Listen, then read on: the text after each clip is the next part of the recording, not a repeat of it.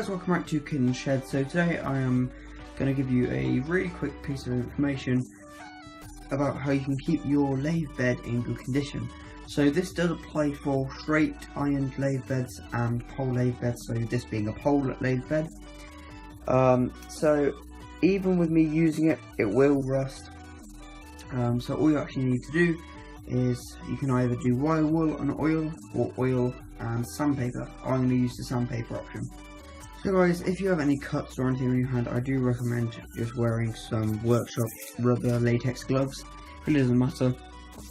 So first you're going to want to brush the lathe down with your hands, and that's one of the main reasons why you're going to want to wear gloves. So get all the dust off them. You can use a little brush as well if you want. So then in my case, I'm going to slide this tailstock right the way to the end of the lathe, so it's there, and then I'm going to work on the middle section, then work at the ends.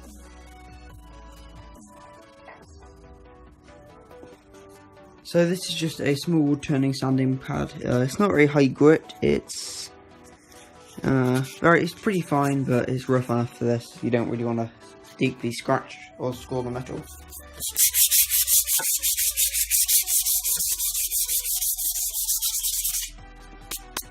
So already you can see here where I have sanded all of the rust instantly coming off. So the actual rust is caused by this being non-treated steel. Now these aren't hollow, these are solid pieces of spar.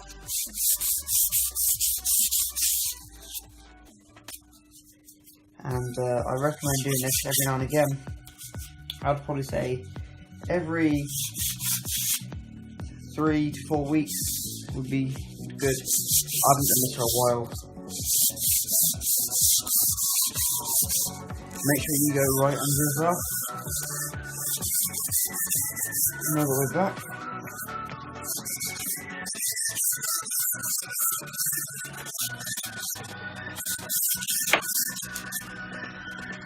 And sandpaper will get really bad. Sandpaper will get really badly clogged up. If I can get some light.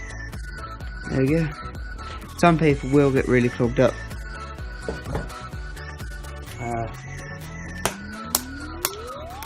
Should be alright if you give it a bang on the work surface. But of course it's metal and it's filling all the gaps in the sandpaper.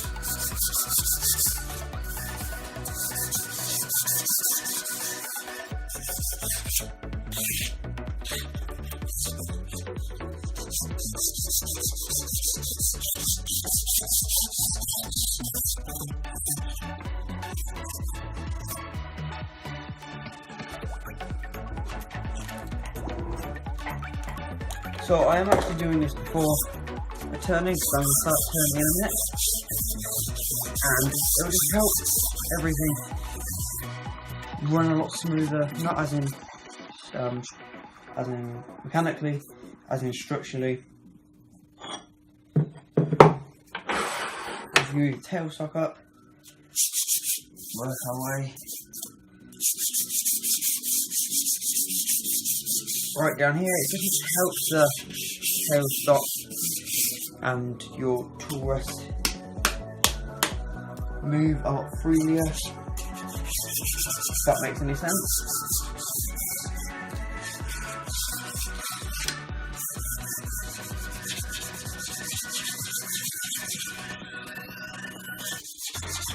So if you keep your lathe in a very controlled environment,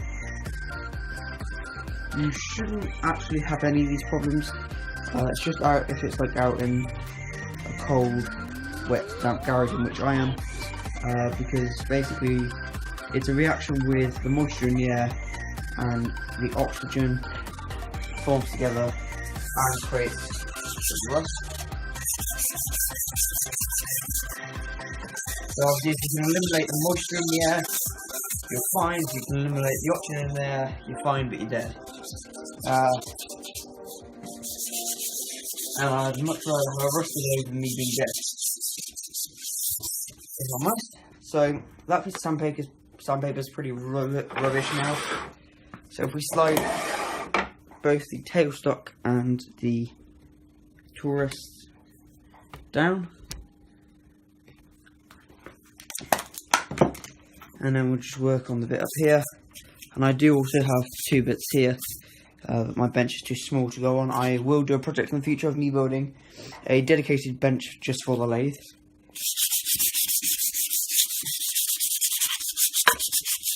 So you can buy treatment, especially for treating metals and stop it rusting. And as you can see here, if I spin the camera around and down a bit, there we go. The amount of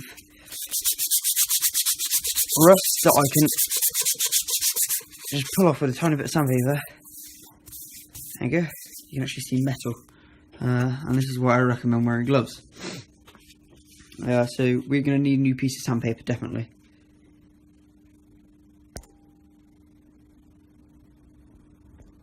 So guys, the oil I'm actually going to be using is just some silicone lubricant, so it's 3 in 1. Now I do have another one of these where it's lithium. I think it is lithium something. Anyway, so I'm just gonna give it a pretty heavy coating.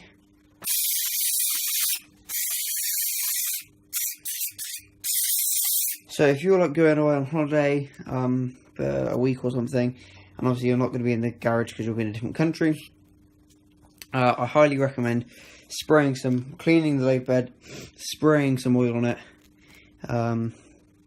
and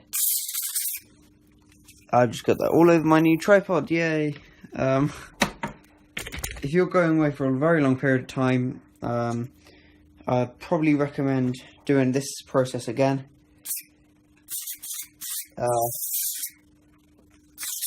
Or even if you've got a really expensive lathe, put it somewhere upstairs in the house or something. Obviously, if no one's going to be living in it, it's not really going to affect you. Just to keep the moisture away. That will definitely work. So you got to spray some on your hand. Make sure it goes under. You don't want to miss any. And this is literally why you need gloves. I used to do this all without gloves, but I definitely regret it.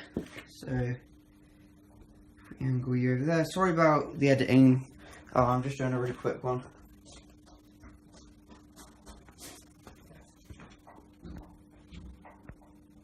So if you do have wet and dry sandpaper, obviously it's even better. Now we've got oil on. I'm just going to use the same piece of sandpaper.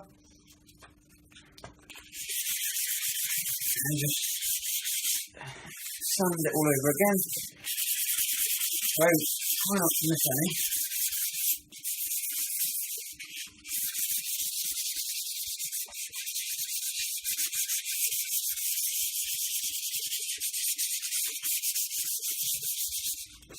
And obviously instead of the rust falling off, it's going to sort of stick. And this actually does help the sandpaper stay clean.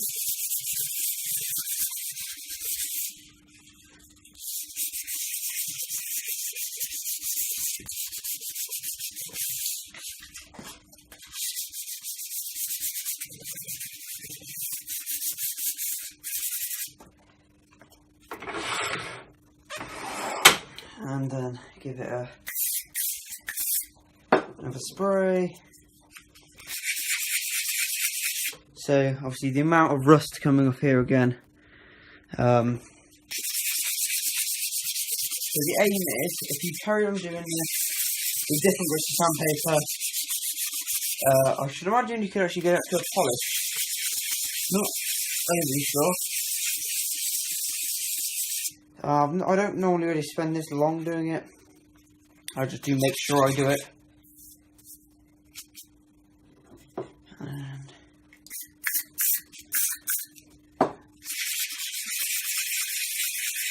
it's probably best to go around in circles, actually, to really scrub it.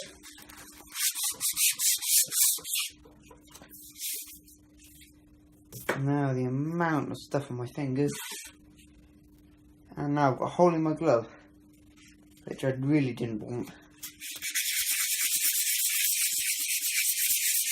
Because rust stains like mad.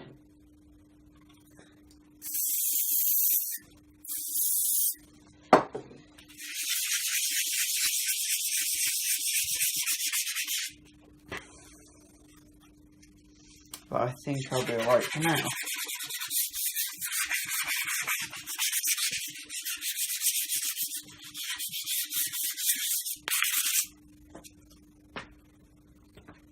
So what I'm going to recommend you do now, I'm not saying this is right or wrong, it's just what I normally would do, is obviously I've polished and put the oil on. So what I'm going to do is just going to slip a piece of kitchen towel under. And pull all of that. I suppose you can call it rust residue, actually. On a really rusty parts. Give it another coat in oil, and we'll do the rest in a sec.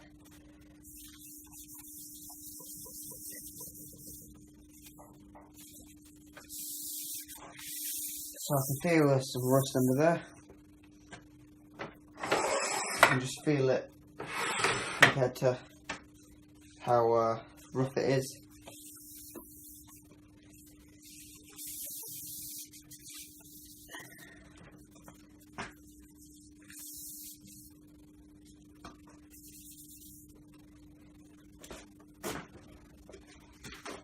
I'm really only ever using one square at a time here, and then just pulling it into smaller parts. So already it's a lot more glossy and slides along a lot easier, even just with the touch of your hand.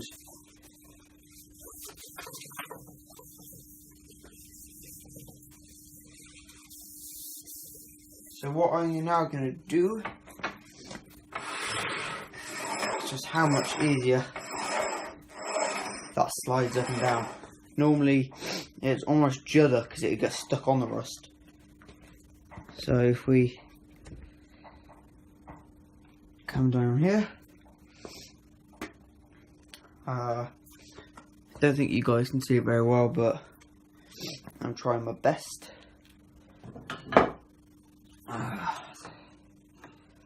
Perhaps if I put the light, yeah, that's a bit better. So it's probably not the best thing actually, because of all the oil I'm spraying.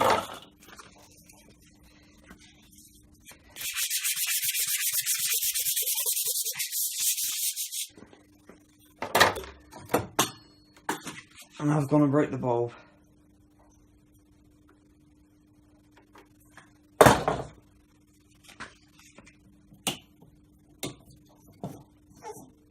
Okay, I've broke that now. So, that's really the best light you're going to get, because my phone's actually going to turn its torch on. But it's come up to a really smooth sort of finish. Try to take it off the tripod. There we go. So, in the end, tried to put the light bulb back on, and it's gone into about 1 million pieces. I can see a piece there. But anyway, it's really nice and glossy. So, it's a lot easier for me to slide all of the tools up and down. So guys, thanks for watching. Hope you enjoyed. Be sure to check out my other videos. I will be releasing a video on how to clean your truck and keep your tool rest in order. So guys, thank you for watching. Bye.